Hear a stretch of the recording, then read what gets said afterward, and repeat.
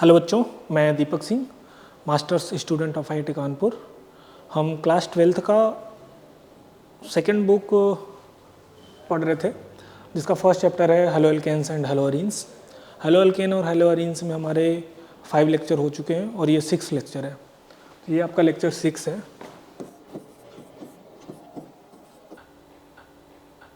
Lecture 5 में, इसके just पहले वाले में, हमने पूरा स्टीरियोकेमिस्ट्री डिस्कस किया था कि SN1 रिएक्शन कैसे प्रोसीड होता है, SN2 रिएक्शन कैसे प्रोसीड होता है, उसका मैकेनिज्म या उसका स्टीरियोकेमिस्ट्री क्या होता है। उसमें हमने SN1, SN2, E1, E2 इनका तो डिस्कस किया था। एक रह गया था जिसका स्टीरियोकेमिस्ट्री हमने डिस्कस नहीं किया था, और वो है reactions of halo alkane with या in presence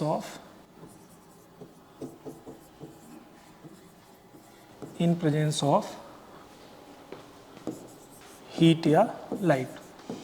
प्रोडक्ट कैसे बनते हैं इन सब के बारे में हम पढ़ चुके हैं, और ज़्यादा बेटर तरीका ये मेथड ऑफ प्रिपरेशन था। तो रिएक्शंस ऑफ हेलो एल्केन से ज़्यादा बेटर ये होगा रिएक्शंस ऑफ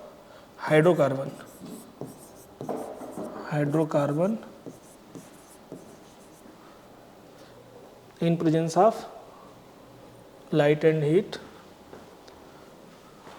इधर ऐड कर सकते हैं विद हैलोजेंस। अभी मैं आपको लिख के दिखाता हूँ कि ये क्या होता है। और जैसे मान लो कि कोई हाइड्रोकार्बन CH4 है और इसका रिएक्शन हम Cl2H कराया हमने, लाइट के प्रेजेंस में हम क्लोरीनेशन करा रहे हैं। अब क्लोरीनेशन मोनोक्लोरीनेशन भी होता है, डाइक्लोरीनेशन भी होता है, ट्राई टेट्रा, मतलब हमें मल्टीपल प्रोडक्ट मिलते हैं, पर हमारे सिलेबस में मोनोक्लोरीनेशन तक है, तो बस हम उसी पे फोकस करेंगे। तो इसका जो रिएक्शन होगा, ये लाइट के प्रेजेंस में ये जो Cl2 है, वो Cl2 जो हमारा ये है, ये टूटता है और ये Cl radical plus Cl radical generate करता है। और ये जो CH4 है, यहाँ मैं पहले प्रोडक्ट लिख दे रहा हूँ, ये CH3Cl बनता है। कैसे बनता है? तो हमने अभी आपको क्या बताया कि जो Cl है वो लाइट के प्रेजेंस में टूट जाता है और 2 रेडिकल फॉर्म करते हैं। अगर क्लीवेज पूछा जाए कि ये क्लीवेज किस तरीके का है, तो ये होमोलिटिक क्लीवेज है। ये क्या है? Homolytic cleavage.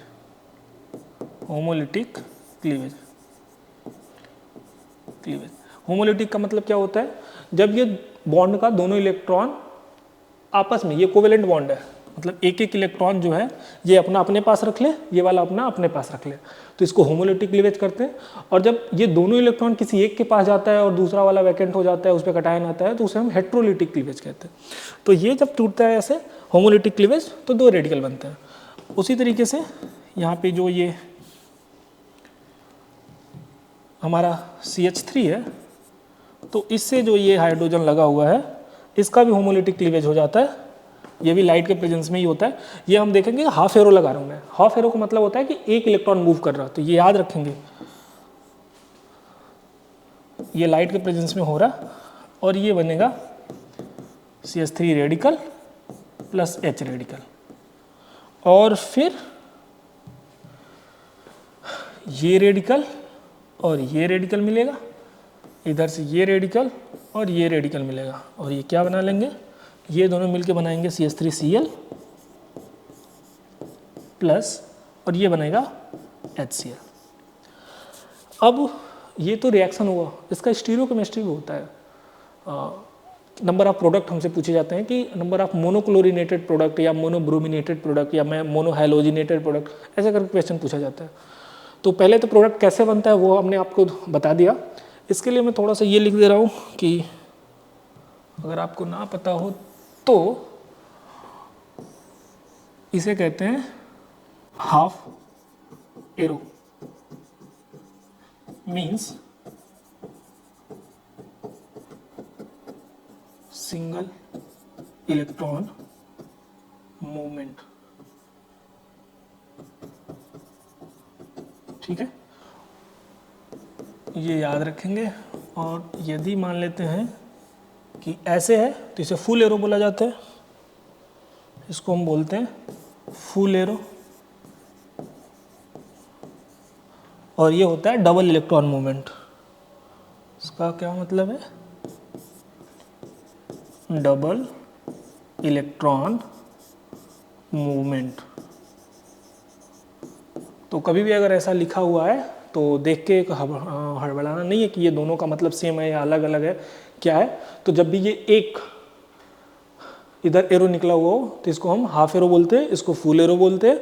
इसका मतलब सिंगल इलेक्ट्रॉन मूवमेंट, इसका मतलब डबल इलेक्ट्रॉन मूवमेंट, ठीक है। तो प्रोडक्ट का हमने आपको बता दिया कि प्रोडक्ट कैसे बनता है। अब हम देखते हैं कि नंबर ऑफ प्रोडक्ट जो काउंट किए जाते हैं वो कैसे किए जाते हैं। तो मैं क्वेश्चन लिख रहा हूँ।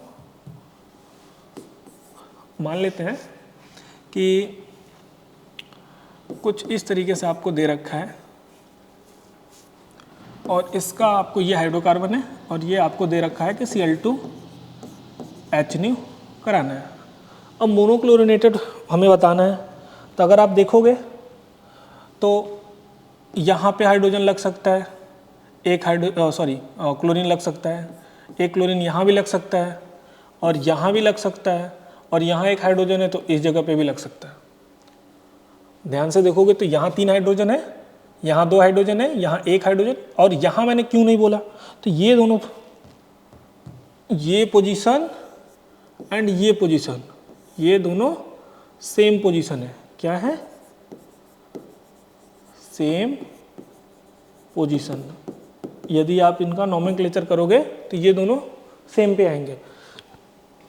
तो इसलिए एक बार आप इधर से ऐसे ले लो और एक बार ऐसे रिंग चेन लेके करोगे तो सेम इसका नोमेनक्लेचर आईयूपीएसी नेम सेम आएगा, तो आपको पता चल जाएगा कि ये दोनों सेम पोजीशन है। तो यहाँ पे लगाओ या यहाँ पे, वो सेम ही है। देखो हम प्रोडक्ट बनाते हैं। तो पहला प्रोडक्ट मान लेते हैं कि इसका मैं नंबरिंग कर देता हूँ। इसको 1 मान लिया, इसको 2, इसको 3, इसको 4। तो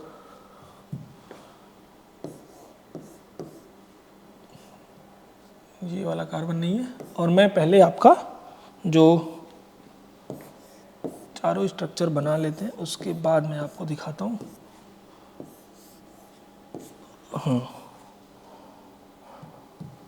पहले मैं 1 नंबर पे लगा रहा हूँ क्लोरीन, दूसरे में 2 नंबर पे लगा रहा हूँ क्लोरीन को, फिर मैं 3 नंबर पे क्लोरीन लगा, अगले वाले स्ट्रक्चर में लगाने में, और इसमें मैं 4 नंबर पे लगाया। तो हमें 4 स्ट्रक्चरल आइसोमर मिले। आइसोमर मैंने आपको पिछले क्लास में बताया था जिसका मॉलिक्यूलर फॉर्मूला सेम हो पर उसका स्ट्रक्चर अलग अलग बनाया जाए। इन सब का स्ट्रक्चर अलग है, पोजीशन अलग है क्लोरीन का, तो इसलिए स्ट्रक्चरल आइसोमर है। तो अभी आपको समझ में आ गया होगा कि जब हम आइसोमेरिज्म पढ़ते हैं तो क्यों पढ़ते हैं। इसके पहले वाले में मैंने आपको बहुत डिटेल में बताया था कि स्ट्रक्चरल और स्टीरियो में क्या डिफरेंस होता है। तो ये सभी स्ट्रक्चरल आइसोमर है। अभी इनमें हमें चेक करना है कि कोई स्टीरियो भी तो नहीं शो करेगा। स्टीरियो आइसोमर मैंने क्या बताया था कि एक अगर सेंट्रल एटम है उसके चारों तरफ, ये मान लेते हैं सेंट्रल एटम है, इसके चारों तरफ जो एटम अरेंज है, अरेंजमेंट ऑफ एटम है, वो डिफरेंस अगर होगा उसके कारण भी जो प्रोडक्ट बनता है वो 1 से 2 हो जाता है। मैंने आपको बताया था एक डेक्स्ट्रो रोटेटरी होता है, एक लिवर रोटेटरी होता है। तो अगर आपने नहीं देखा है तो पिछला वाला लेक्चर आप देख लोगे। बताने का केवल ये सेंस है कि जब भी कोई सेंटर के चारों तरफ जो एटम लगे हैं वो डिफरेंट हैं, डिफरेंट इन द सेंस कि जो ग्रुप लगे हैं, जैसे ये कार्बन सेंटर है तो इसके 4 बनेंगे साइड एटम, वो चारों डिफरेंट होने चाहिए। और चारों का यदि अरेंजमेंट अलग अलग शो किया जा सकता है तो फिर प्रोडक्ट 2 बन जाएंगे। कैसे? देखो यहाँ पे इस कार्बन को अगर हम देखें तो यहाँ हाइड्रोजन है, यहाँ भी हाइड्रोजन है, तो इसका मतलब इस कार्बन के चारों जो अरेंजमेंट है वो चारों एटम चारों जो साइड एटम है वो अलग अलग नहीं है। यहाँ पे 2 हाइड्रोजन है। इस जगह पे अगर हम देखें, यहाँ पे देखें तो ये एक हाइड्रोजन है, इधर मिथाइल है, इधर CH2Cl है, इधर इथाइल ग्रुप है। इसका मतलब यह है कि यहाँ इस कार्बन सेंटर के चारों जो साइड एटम लगे हुए हैं वो अलग अलग लगे हुए हैं। इसका मतलब ये वाला सेंटर क्या है, इस सेंटर का मैंने आपको नाम बताया था जिसे हम बोलते हैं कायरल सेंटर। क्या नाम है इसका, इसका नाम है कायरल सेंटर। कायरल सेंटर है तो इसका मतलब है कि यहाँ पे दो प्रोडक्ट मिलेंगे, एक प्लस वाला एक माइनस वाला, डेक्स्ट्रो रोटेटरी है लीवो रोटेटरी। तो इसका मतलब यहाँ से हमें ये एक प्रोडक्ट नहीं है, ये दो प्रोडक्ट है, एक प्लस वाला मिलेगा एक माइनस वाला मिलेगा। दूसरे वाले में आते हैं। अच्छा इधर भी चेक कर लेते हैं। देखो इधर यहाँ पे दो हाइड्रोजन है, चूंकि चारों अलग अलग होना चाहिए, दो हाइड्रोजन है तो इसका मतलब ये सेंटर कायरल नहीं होगा। यहाँ पे देखेंगे तो ये तीन हाइड्रोजन है, इस कार्बन की वैलेंसी तो पूरा करनी होगी ना, तो ये तीन हाइड्रोजन है, एक इधर कार्बन है, तो हमने कहा है कि चारों अलग अलग होना चाहिए, तो चूंकि ये भी कायरल सेंटर नहीं होगा। इधर आते हैं, यहाँ भी आप देख रहे होगे कि तीन हाइड्रोजन है, कायरल सेंटर नहीं है, ये भी कायरल सेंटर नहीं होगा। इस वाले पोजीशन पे अगर हम देखें तो इधर भी मिथाइल ग्रुप लगा हुआ है, मिथाइल मतलब CH3, और इधर भी मिथाइल ग्रुप लगा हुआ है।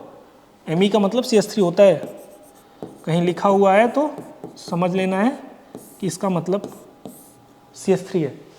तो ये भी मिथाइल इधर अलग है, पर जब भी दो ग्रुप सेम आ गया इसका मतलब ये सेंटर कायरल नहीं है। कायरल सेंटर को कभी कभी स्टार के से भी दिखाया जाता है, कहीं अगर स्टार लगाया हो बुक में तो वो रिप्रेजेंट करता है कि ये सेंटर कायरल है। ये क्या रिप्रेजेंट करता है, कायरल सेंटर को represent chiral centre. Chiral centre क्या होता है इसके पहले वाले लेक्चर में हमने डिटेल में डिस्कस किया है। अगर आपको कन्फ्यूजन हो तो पीछे वाला लेक्चर जरूर देखना है, क्योंकि सारा स्टीरियोकेमिस्ट्री वहाँ पे डिस्कस किया गया है। तो ये कार्बन कायरल नहीं है। इस वाले में भी देखेंगे तो यहाँ पे दो हाइड्रोजन है, तो ये भी कायरल नहीं होगा क्योंकि चारों अलग चाहिए।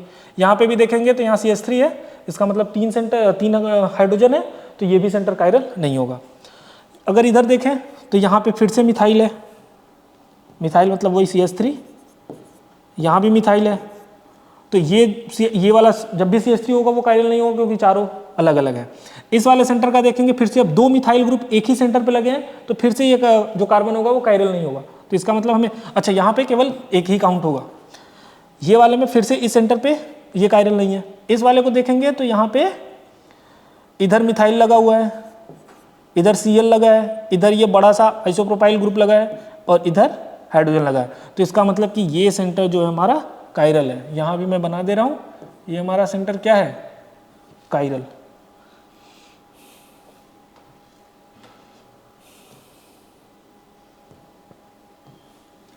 ये सेंटर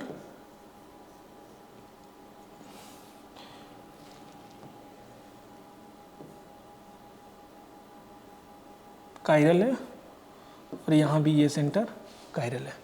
ठीक है, सॉरी नीचे वाले में हमें बनाना था, हाँ ये वाला सेंटर कायरल है, तो ये याद रखेंगे। तो यहाँ भी दो काउंट होगा।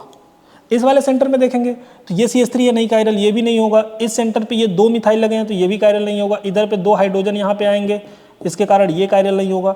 इधर Cl है, इधर यहाँ बैलेंसी पूरा करने के लिए दो हाइड्रोजन आएगा, तो ये भी कायरल नहीं होगा। तो इसका मतलब ये है कि यहाँ पे कोई भी कार्बन सेंटर कायरल सेंटर नहीं है, तो ये भी एक ही काउंट होगा।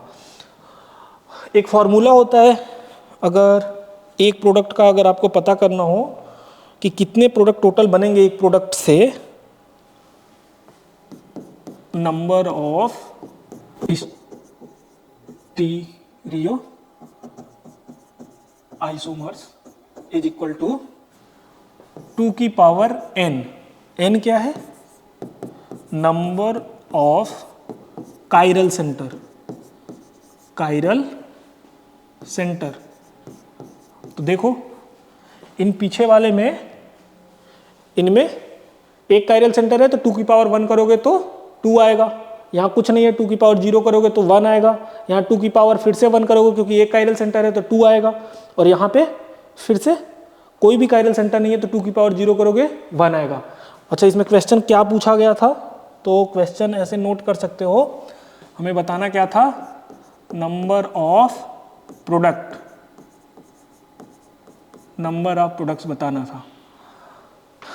जब भी आपको कहे ओनली स्ट्रक्चरल प्रोडक्ट, उस समय पे हम ये स्टीरियो आइसोमर को काउंट नहीं करते, हम केवल स्ट्रक्चरल प्रोडक्ट 4 देंगे। जैसे अगर यहाँ पे हमें आंसर बताना हो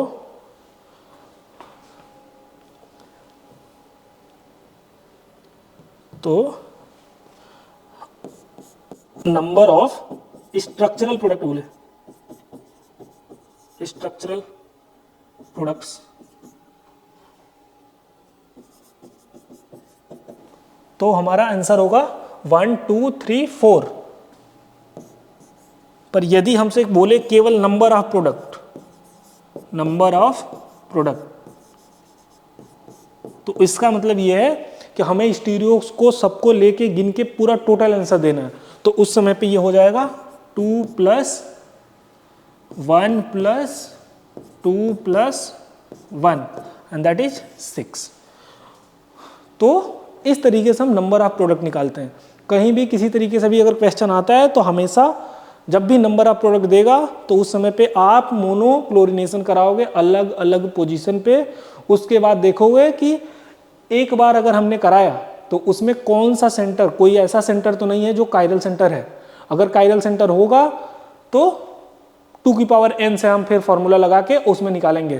जैसे यहाँ पे 2 की पावर ये कैसे आया है, तो ये आया है 2 की पावर 1 से, ये आया है 2 की पावर 0 से, ये आया है फिर से 2 की पावर 1 से, ये आया है 2 की पावर 0 से। तो हमेशा ये ध्यान रखेंगे कि ये कैसे आ रहे हैं। अगर इनमें मान लेते हैं कि ये वाला सेंटर के बजाय ये भी सेंटर हो जाए और ये भी कायरल सेंटर हो जाए, अगर 2 मान लेते हैं कायरल सेंटर आ जाए, तो हम फिर 2 की पावर 2 यहाँ पे 4 प्रोडक्ट केवल इससे मिलेगा।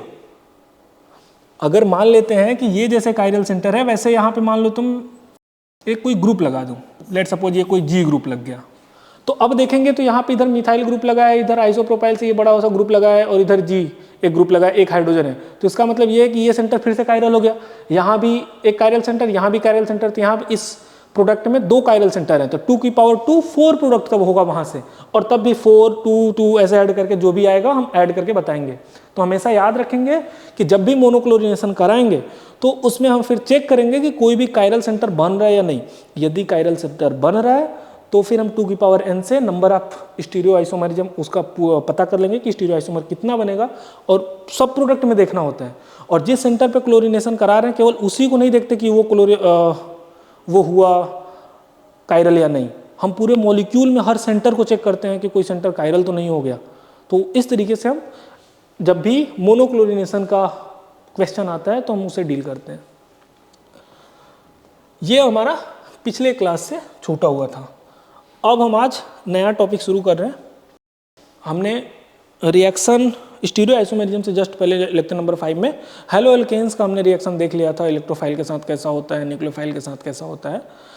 हमारा हेलो अरीन्स के साथ रह गया था, तो हम हेलो अरीन्स के साथ रिएक्शन देखने जा रहे हैं। तो हेडिंग होगा हमारा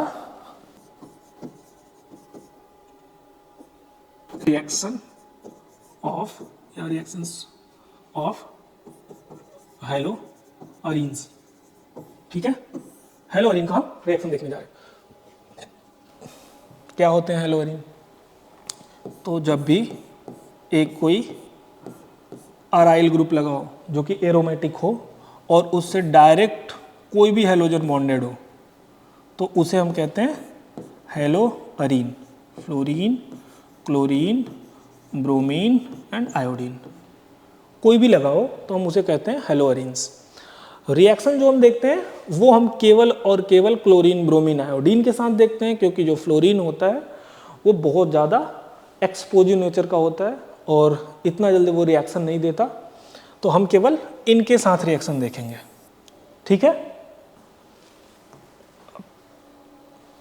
सबसे पहले हम देखते हैं न्यूक्लियोफिलिक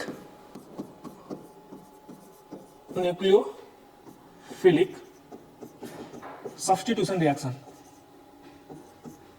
सब्स्टिट्यूशन रिएक्शन हम हेलो अरीन्स का न्यूक्लियोफिलिक सब्स्टिट्यूशन रिएक्शन देखने जा रहे हैं। सबसे पहले मैं आपको जब रिएक्शन शुरू किया था उसी समय मैंने बताया था कि सब्स्टिट्यूशन रिएक्शन क्या होता है।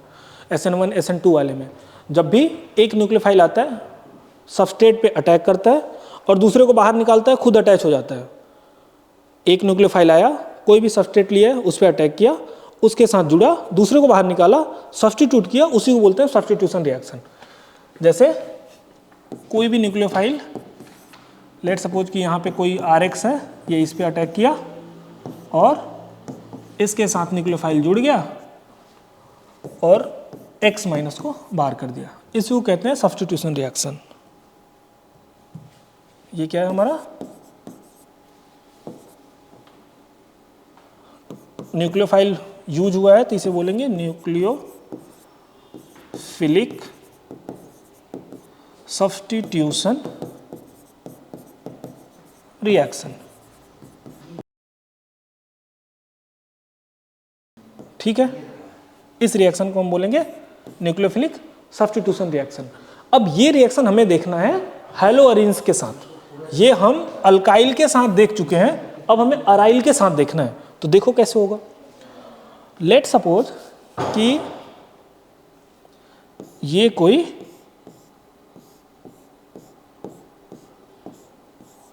क्लोरोबेंजीन है और इसके साथ हमने ऐड किया NaOH। ठीक है, तो ये जाके ऐसे अटैक करे और ऐसे निकल जाए। देखने में तो ये बहुत सुंदर लग रहा कि जैसे यहाँ पे पड़ा था एकदम वैसे हो जाए, पर ऐसा हैलोअरीन्स के केस में होता नहीं है। दिक्कत यही होता है कि यहाँ पे ये जो लोन पेयर है वो ऐसे बॉन्डेड होता है रेजोनेंस में, और जिसके कारण ये जो सिंगल बॉन्ड होता है इसमें पार्शियल डबल बॉन्ड कैरेक्टर आ जाता है। क्या मैंने कहा कि ये रिएक्शन नहीं होगा, क्यों? क्योंकि ये जो लोन पेयर क्लोरीन के पास, पता है ना क्लोरीन के पास कितने इलेक्ट्रॉन होते हैं लास्ट सेल में? 7 इलेक्ट्रॉन। 7 में से एक तो ये बॉन्ड बनाने में है, पर बाकी तो 6 बचे हैं, तो 2 ये और 2 ये, तो ये तो 6 बचे। तो इन 6 में से ये जो 2 लोन पेयर है, सॉरी एक लोन पेयर यानी 2 इलेक्ट्रॉन, ये ऐसे बॉन्ड बनाएगा इधर और ये बॉन्ड टूट के इधर। तो जब भी ये रेजोनेंस के कारण ये जो सिंगल बॉन्ड है इसमें डबल बॉन्ड कैरेक्टर आएगा और ये बॉन्ड छोटा हो जाता है, जिसके कारण ये नहीं देगा, नो रिएक्शन। ठीक, तो ये हमारा जो है वो न्यूक्लियोफिलिक सब्स्टिट्यूशन रिएक्शन है एरोमेटिक रिंग में। फिर ये रिएक्शन कैसे कराया जाएगा, तो पहले तो वो लिख लेते हैं।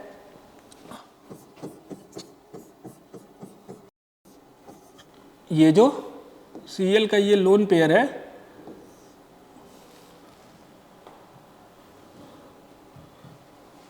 इसको ऐसे बॉन्ड बनाएंगे और ये जो पाई बॉन्ड है ये टूटेगा। हम इसके रेजोनेटिंग स्ट्रक्चर बना रहे हैं। तो देखो यहाँ पे ये निगेटिव बन गया और ये डबल बॉन्ड, क्लोरीन के पास इलेक्ट्रॉन गया है तो इस पे पॉजिटिव चार्ज आया। ये जो पाई बॉन्ड जैसे हैं वैसे ही रहेंगे। फिर ये निगेटिव चार्ज जैसे बॉन्ड बनाया और ये पाई बॉन्ड टूट के फिर से इस पे आया। अब देखो मैं डबल एरो लगा रहा हूँ, ये किस लिए? क्योंकि ये 2 इलेक्ट्रॉन मूव कर रहे हैं और ये बन गया यहाँ पे पाई बॉन्ड। ये जैसे क्लोरीन है इसको छेड़ना नहीं है और ये निगेटिव यहाँ पे। ठीक है, अब ये निगेटिव फिर से बॉन्ड बनाया और ये पाई बॉन्ड यहाँ चला गया।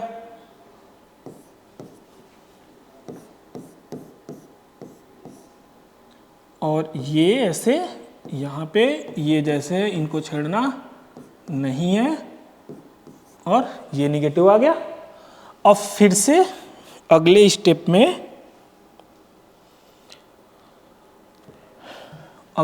में ये फिर से ऐसे बॉन्ड बनाया और ये टूट के इस पे चला गया।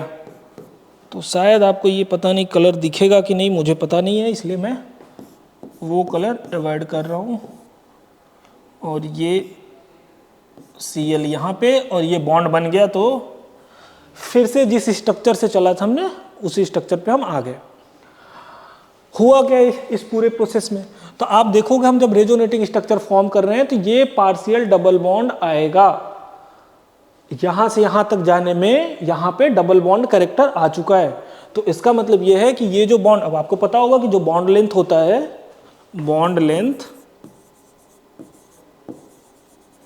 जो बॉन्ड लेंथ होता है वो सिंगल बॉन्ड, डबल बॉन्ड और ट्रिपल बॉन्ड में रिलेशन तो आपको पता ही होगा कि जो सिंगल बॉन्ड होता है वो सबसे बड़ा होता है, फिर डबल बॉन्ड होता है, फिर ट्रिपल बॉन्ड होता है। तो फिर तो क्वेश्चन आना चाहिए कि यदि ये सिंगल बॉन्ड से डबल बॉन्ड कैरेक्टर आया तो इसका मतलब ये बॉन्ड छोटा होना चाहिए। पता तो इसी से चलेगा ना कि यहाँ पे डबल बॉन्ड कैरेक्टर आया है। तो आपके बुक में इसका डेटा दे रखा है कि इन हेलो अल्केन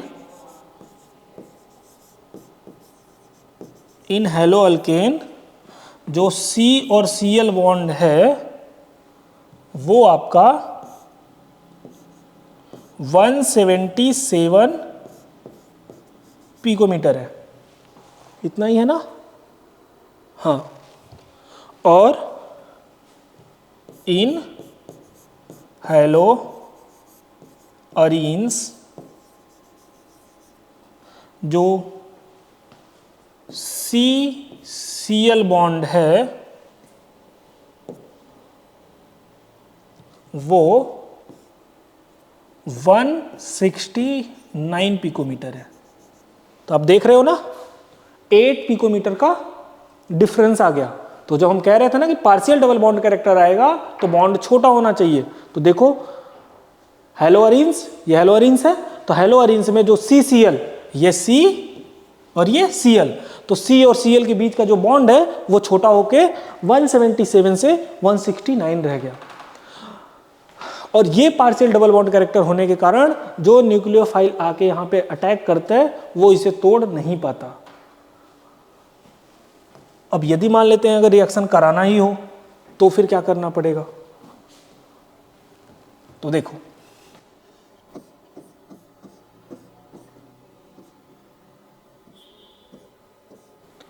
ये Cl है, इसका रिएक्शन कराया जाता है NaOH के साथ 623 केल्विन पे और 300 प्रेशर, हाँ इसके साथ 300 ATM प्रेशर। आप समझ सकते हो 300 ATM बहुत ज़्यादा प्रेशर होता है। उसके बाद हाइड्रोलिसिस। अगर आप ऐसा कराते हो तब जाके ये रिएक्शन होता है। जब NaOH के साथ 623 केल्विन पे 300 ATM प्रेशर पे कराते हो, बहुत ज़्यादा, इसे हार्श कंडीशन बोला जाता है। जब बहुत ज़्यादा हार्श कंडीशन अप्लाई करोगे तब जाके ये रिप्लेस होता है और फिर ये बनाता है आपका यहाँ पे OH, जो NaOH का OH माइनस है वो अटैच हो जाता है। एक चीज़ और यहाँ पे बगल में लिख लेना चाहिए था, नोट डाल के लिख लें। क्या लिखना है?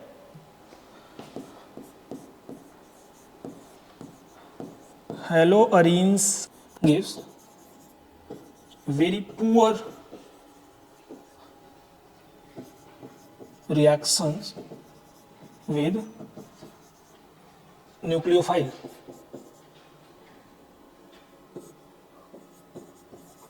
न्यूक्लियोफाइल क्या मतलब है इसका? कि जो भी हेलो अरीन्स हैं वो न्यूक्लियोफाइल के साथ बहुत ही गंदा रिएक्शन देते हैं, बहुत ज़्यादा, एकदम देते ही नहीं है। क्यों? उसका रीजन क्या है? तो आपको पता होगा कि इस बेंजीन रिंग में ये 2 2 4 2 6 6 पाई इलेक्ट्रॉन डेंसिटी है। तो जब यहाँ पे ये जो है ये यहाँ पे ये क्या है? 6 पाई इलेक्ट्रॉन डेंसिटी।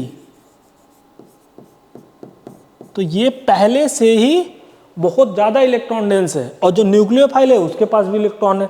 तो इलेक्ट्रॉन का बहुत गंदा रिपल्सन होगा, तो ये कभी भी इसके पास आना नहीं चाहेगा, जिसके कारण ये वैसे भी बहुत कम रिएक्शन देते हैं। इसी के कारण मैंने आगे वाले आपको स्लाइड में दिखाया कि ये बहुत हार्श कंडीशन होने पर ही रिएक्शन देते हैं। अच्छा, अब यदि ये इलेक्ट्रॉन इनका डेंसिटी बहुत ज़्यादा है तो यदि हम इलेक्ट्रॉन डेंसिटी को कम कर दें तो रिएक्शन फिर जाना चाहिए। तो देखो ये क्या है? इलेक्ट्रॉन डेंस अब इलेक्ट्रॉन डेंसिटी कम कैसे होता है? तो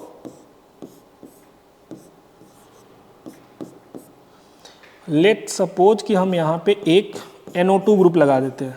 अब आपको पता होगा NO2 ग्रुप जो होता है वो इलेक्ट्रॉन विड्रॉइंग ग्रुप होता है। ये क्या होता है? इलेक्ट्रॉन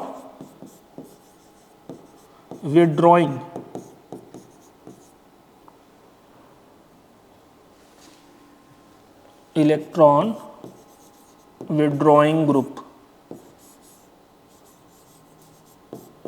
ये जो ग्रुप है वो इलेक्ट्रॉन विड्रॉइंग ग्रुप है। इलेक्ट्रॉन विड्रॉइंग ग्रुप, ये जो ग्रुप है वो इलेक्ट्रॉन विड्रॉइंग ग्रुप है।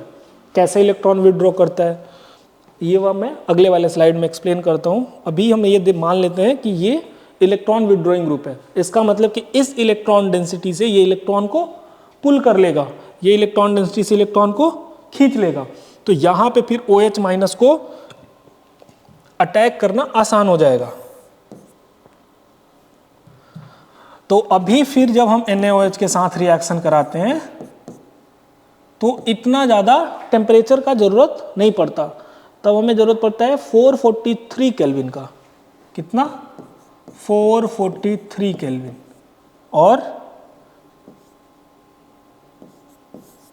ये प्रेशर लगाने की ज़रूरत नहीं पड़ता, 1 atm यानी कि जो रूम टेम्परेचर पे जो प्रेशर होता है उसी पे हो जाता है। तो देखो 623 केल्विन से 443 केल्विन पे आ गए, यानी एक केवल नाइट्रो ग्रुप लगाने के कारण यहाँ पे न्यूक्लियोफाइल का अटैक कराना आसान हो गया। प्रोडक्ट हमारा फिर से वही बनेगा कि इस क्लोरीन को हम OH से रिप्लेस कर देंगे। ठीक है।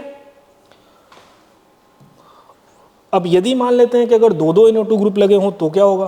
तब और आसान हो जाएगा। यहाँ पे ये एक क्लोरीन के साथ इधर एक NO2 हमने लगा दिया और एक NO2 हमने यहां भी लगा दिया, तो ये भी एक इलेक्ट्रॉन विथड्रॉइंग ग्रुप लगा है, ये भी एक इलेक्ट्रॉन विथड्रॉइंग ग्रुप लगा है। और इसका अब अगर रिएक्शन कराना हो हमें, फिर से हम उसी के साथ करा रहे हैं NaOH के साथ, और फिर बाद में हम H+ एसिडिफाई करेंगे इसे। अब इसका जो टेम्परेचर है वो 368 केल्विन, यानी 443 से भी घट गया, 368 केल्विन। तो ये समझ में आ रहा है? जब दो नाइट्रो ग्रुप लगे तो ये इलेक्ट्रॉन डेंसिटी इस रिंग से और ज़्यादा खींच लिए। तो इसका मतलब ये है कि जब ये OH- आएगा, OH- यहाँ पे, तो इसका अटैक करना यहाँ पे बहुत आसान हो गया। क्यों? क्योंकि NO2 ग्रुप ने इस बेंजीन रिंग से इलेक्ट्रॉन डेंसिटी को अपनी तरफ खींच लिया है। तो ये फिर और आसानी से प्रोडक्ट दे देगा। देखो ये यहाँ पे OH लग गया, ये आपका NO2 और इधर भी NO2।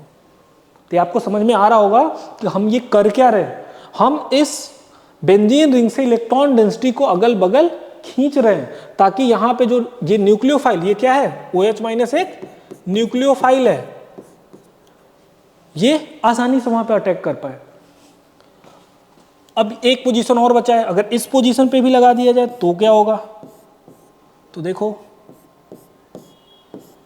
यहां पे Cl, यहां पे भी NO2 लग गया, यहां पे भी NO2 लग गया और इधर भी हमने लगा दिया।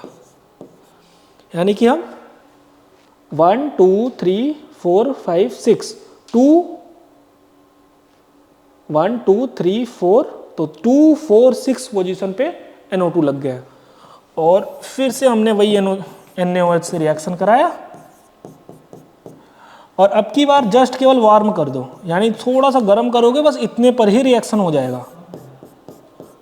तो ये आप देख पा रहे हो कितना डिफरेंस आ रहा है। जितना ज़्यादा इस रिंग से इलेक्ट्रॉन डेंसिटी को पुल किया जाएगा उतना ज़्यादा रिएक्शन फास्ट जाएगा। और हमें हार्श कंडीशन का जरूरत ही नहीं पड़ेगा। तो ये हमारा यहाँ पे OH, इधर NO2, इधर NO2 और इधर भी NO2। अब आपको ऐसा लग रहा होगा कि यहाँ और यहाँ पे क्यों नहीं NO2 लगाया गया? तो ये इसके रिस्पेक्ट में ये ऑर्थो पोजीशन है, ये मेटा पोजीशन है, और ये वाला पोजीशन जो है वो पैरा पोजीशन है। ठीक है, इधर से भी देखेंगे तो ये ऑर्थो है, ये मेटा है, ये पैरा है। अब यदि आपने अगर GOC पढ़ा होगा तो जो NO2 होता है वो -M ग्रुप होता है, मीजोमेरिक इफेक्ट लगाता है, इलेक्ट्रॉन डेंसिटी को अपनी तरफ पुल करता है, और वो जो करता है वो ऑर्थो एंड पैरा पोजीशन से करता है। तो यदि हम मेटा पोजीशन की बात करेंगे तो वहां से NO2 से कुछ भी नहीं होने वाला, यानी कि NO2 अगर मेटा पोजीशन पे लगा होगा तो वो फिर इलेक्ट्रॉन डेंसिटी को अपनी तरफ पुल -I इफेक्ट से करता है, -M से नहीं करता। तो उतना ज़्यादा इफेक्ट नहीं पड़ेगा -I से। मैं आपको दिखाता हूँ मैं जो कह रहा हूँ वो कैसे हो रहा है। देखो,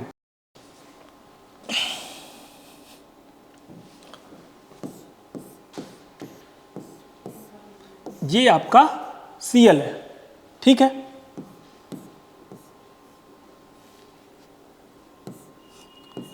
NO2 का ये स्ट्रक्चर होता है, ठीक। कभी कभी इसको कोऑर्डिनेशन बॉन्ड से ना दिखा के, हम कोऑर्डिनेट बॉन्ड से ना दिखा के कोवेलेंट से दिखाते हैं, पर उसके साथ यहाँ प्लस यहाँ पे माइनस लिखते हैं। तो वो आपकी मर्जी है कैसे लिखोगे। हम केवल पैरा पोजीशन वाले आपको पहले दिखा रहे हैं। देखो,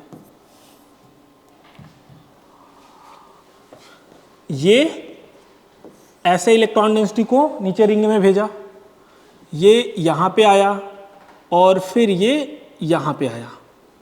आप देख पा रहे हो रेजोनेंस करा के, lone pair, single, double, single, double.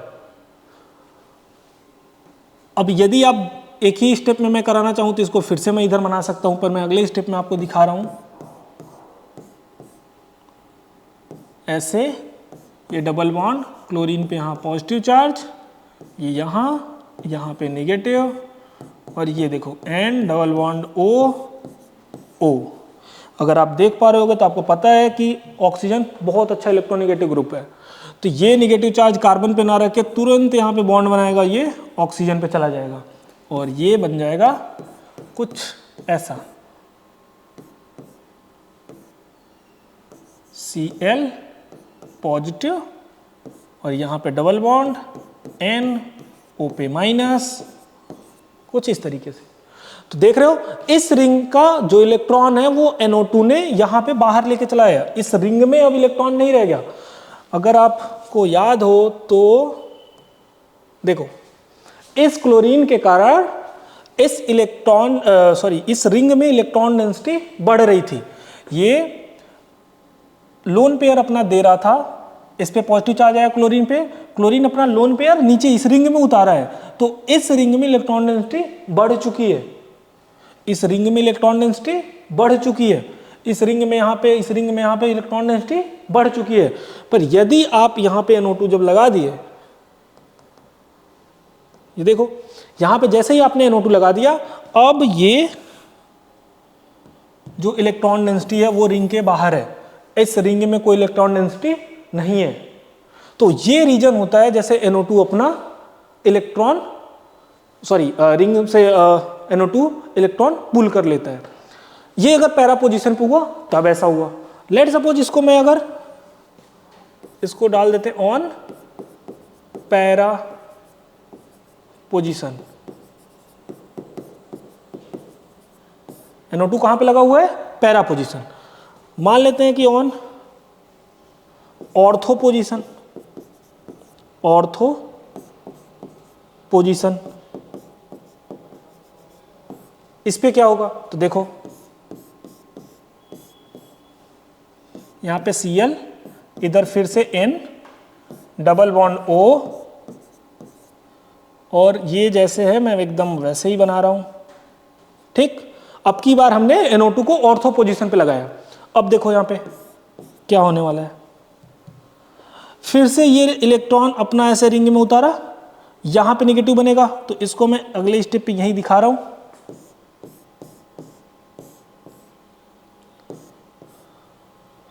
Double bond Cl,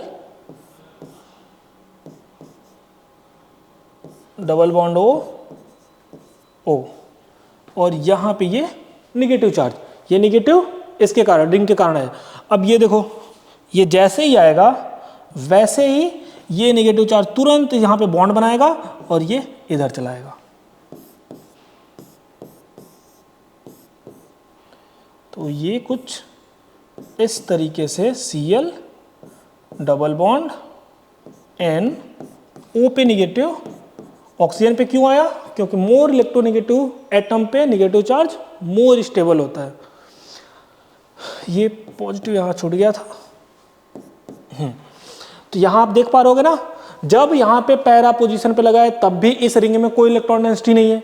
जब यहाँ पे ये NO2 ऑर्थो पोजीशन पे लगा है तब भी इस रिंग में कोई इलेक्ट्रॉन डेंसिटी नहीं है। तो इसका मतलब है कि NO2, इसे -m ग्रुप कहते हैं। -m मतलब मेसोमेरिक इफेक्ट लगाता है, इलेक्ट्रॉन को अपनी तरफ पुल करता है -m इफेक्ट से। तो इस रिंग के इलेक्ट्रॉन डेंसिटी को कम कर दिया इसने। अब अगले वाले में हम ऐसा करते हैं कि NO2 को मेटा पोजीशन पे लगाते हैं और फिर देखते हैं कि यहां पे ये क्या करेगा।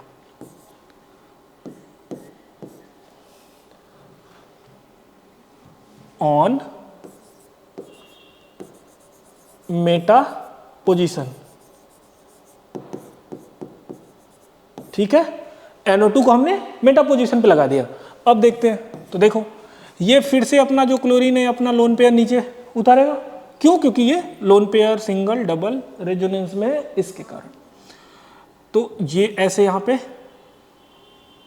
अगर एक एक स्टेप आपको दिखा दे तो ज़्यादा बेटर होगा। तो देखो ये और ये यहाँ पे आया। पहले मैं आपको दिखा रहा हूँ सारा स्ट्रक्चर बना के। तो देखो यहाँ पे N डबल बॉन्ड O, देखो ये निगेटिव जैसे ही यहाँ बॉन्ड बनाएगा तो ये यहाँ पे आ जाएगा।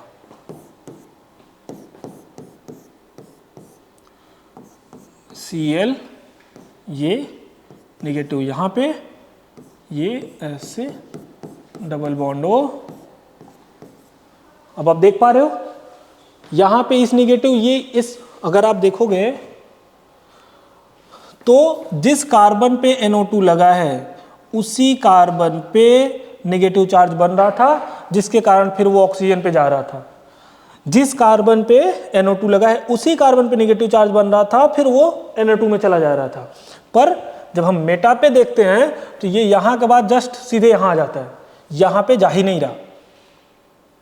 क्या कहा मैंने? ये 800 से सीधे बनाएगा और ये टूट के यहाँ आएगा, यहाँ पे आ ही नहीं पाएगा। अगर यहाँ पे नहीं आ पाएगा तो इसके अंदर जा ही नहीं पाएगा। तो इसका मतलब NO2 के रहने से कोई खास फर्क नहीं पड़ा। तो NO2 जो होगा, अगर आपको याद हो तो नाइट्रोजन ज़्यादा इलेक्ट्रोनेगेटिव होता है, तो ये इलेक्ट्रॉन पुल करेगा इसे -I इफेक्ट से, -I इफेक्ट।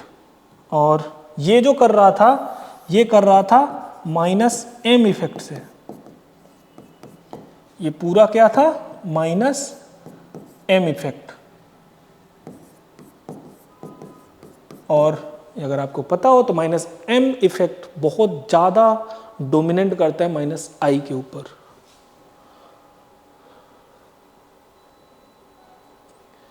क्या लिखना है? -M, या पूरा ही लिख लेते हैं, चाहे +M इफेक्ट हो या -M इफेक्ट हो। क्या लिखना है? M इफेक्ट डोमिनेंट या डोमिनेट्स ऑन I इफेक्ट। मतलब कि जब हमें पीरियोडिटी देखना होगा तो +M effect is dominant over +I effect and minus M effect dominant over या greater than minus I effect. Plus M और प्लस आई क्या होता है? जब सिंगल बॉन्ड के थ्रू इलेक्ट्रॉन को दिया जाता है तो उसे प्लस आई बोलते हैं, सिंगल बॉन्ड के थ्रू इलेक्ट्रॉन को पुल किया जाता है, खींचा जाता है, तो उसे माइनस आई बोलते हैं। प्लस आई माइनस आई समझ में आ गया? सिंगल बॉन्ड के थ्रू इलेक्ट्रॉन को दिया जाता है तो उसे हम प्लस आई बोलते हैं, सिंगल बॉन्ड के थ्रू इलेक्ट्रॉन को अपनी तरफ पुल किया जाता है तो उसे हम माइनस आई बोलते हैं। जब रेजोनेंस के कारण लोन पेयर डबल बॉन्ड के साथ पार्टिसिपेट करे ऐसे रेजोनेंस में, तो लोन पेयर दिया जाता है, स्टेबलाइज करता है अगर किसी कटायन को, तो उसे प्लस एम इफेक्ट बोलते हैं। यदि माइनस एम इफेक्ट बोलते हैं जब हम अगर रेजोनेंस के कारण इलेक्ट्रॉन खींच रहे होते हैं। यहाँ रेजोनेंस के कारण, इसके जस्ट पहले वाले में, यहाँ तो इसके साथ रेजोनेंस ही नहीं हुआ था, केवल माइनस आई लगाएगा। क्यों? क्योंकि कार्बन से नाइट्रोजन ज्यादा इलेक्ट्रोनेगेटिव है तो अपनी तरफ इलेक्ट्रॉन को सिंगल बॉन्ड से खींचेगा। यहाँ पे जब इलेक्ट्रॉन को खींचा जाता है किससे? रेजोनेंस के थ्रू, तो उसे माइनस एम बोलते हैं। यदि यहीं पे अगर कोई देने वाला ग्रुप होता तो प्लस एम बोलते हैं। ये समझ में आ गया होगा आपको? तो इसका मतलब यह है कि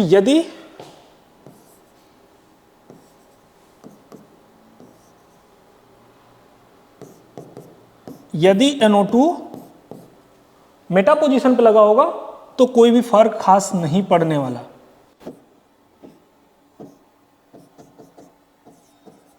ठीक? तो जब भी अगर आपको थोड़ा बहुत भी 11th का याद होगा तो आपको पता होना चाहिए कि जो एम इफेक्ट होता है कभी भी वो मेटा पोजीशन पे रहेगा तो वर्क नहीं करने वाला। ठीक है, तो हमने ये आपको दिखा दिया कि ये जो लगातार NO2 का संख्या बढ़ाने से NO2 का नंबर ऑफ NO2 की जो संख्याएं या नंबर ऑफ NO2 बढ़ने से जो रिएक्शन है वो हार्श कंडीशन से बहुत ही माइल्ड कंडीशन की तरफ मूव करती हैं। 623 केल्विन 623 से 443 और उसके बाद जस्ट वार्म करने पर ही रिएक्शन प्रोसीड हो गई। अब मैं आपको रिएक्शन मैकेनिज्म बताने जा रहा हूँ कि रिएक्शन मैकेनिज्म होता कैसे है। ये रिएक्शन आखिर देखो, न्यूक्लियोफिलिक का रिएक्शन मैकेनिज्म।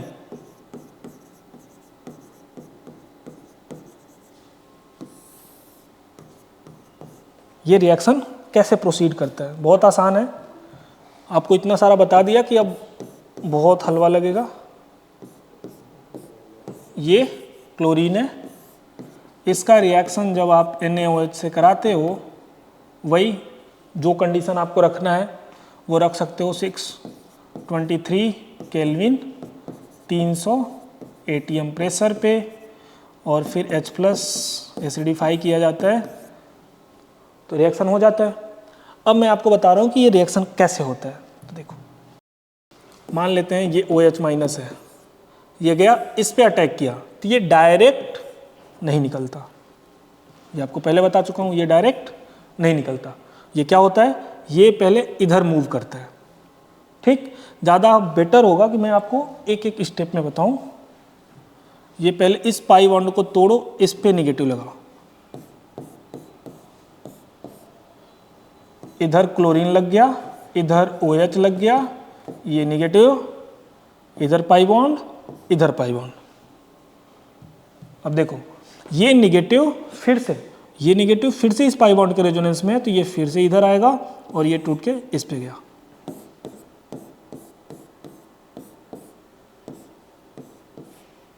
ये आपका इधर OH, इधर Cl, इधर नेगेटिव। ठीक है, अगले स्टेप में ये फिर से नेगेटिव ऐसे आया और ये टूट के इस पे गया।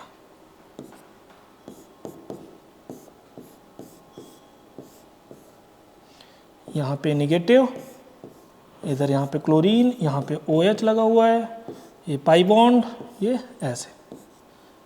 ठीक है, अब एक स्टेप और लगेगा तो ये नेगेटिव अब ऐसे बॉन्ड बनाएगा और इस क्लोरीन को बाहर निकाल देगा। तो देखो NaOH के साथ OH आया है, Na बचा हुआ है, तो वो Cl के साथ मिलके NaCl नमक बना लेगा, सॉल्ट। तो ये आपका बन गया पाई बॉन्ड, Cl बाहर चला गया तो ये हो गया OH, और इधर ऐसे ऐसे, और NaCl आपका बाहर निकल गया। तो ये आपका रिएक्शन मैकेनिज्म होता है न्यूक्लियोफिलिक सब्स्टिट्यूशन रिएक्शन का। इसको लिख लेते हैं यहाँ पे, ये क्या है, reaction nucleophilic substitution reaction, substitution reaction, उसका हम रिएक्शन मैकेनिज्म देखा हमने। इसके पहले वाले में हमने देखा था कि NO2 कैसे अफेक्ट करता है रिएक्शन को। यहाँ पे हम देखा हमने कि OH लगने के बाद ये क्लोरीन निकलता तो है, पर वो निकलता कैसे है, समझ में आया? तो बच्चों ये वाला लेक्चर में हमने न्यूक्लियोफिलिक सब्स्टिट्यूशन रिएक्शन देख लिया है। अगले लेक्चर में हम इलेक्ट्रोफिलिक सब्स्टिट्यूशन रिएक्शन देखेंगे।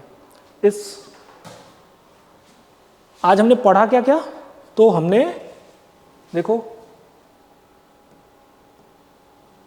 हमने आपको सबसे पहले बताया कि जो मोनोक्लोरिनेशन या डाइक्लोरिनेशन प्रोडक्ट बनते हैं लाइट के प्रेजेंस में या हीट के प्रेजेंस में, वो कैसे बनते हैं, उनका रिएक्शन मैकेनिज्म क्या होता है, उनका स्टीरियो कैसे डिसाइड होता है, एक से अधिक प्रोडक्ट कैसे बनते हैं, वो मैंने आपको बताया।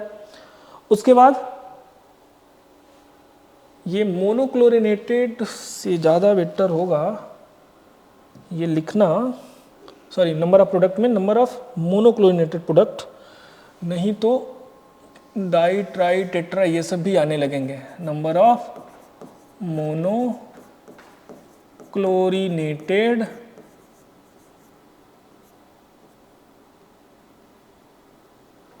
प्रोडक्ट, ठीक। इसके बाद हमने देखा उसका स्टीरियो देखा। स्टीरियो के बाद हमने रिएक्शन हेलोअरीन्स का कैसे होता है वो देखा हमने। ये याद रखना, ये partial double bond character, partial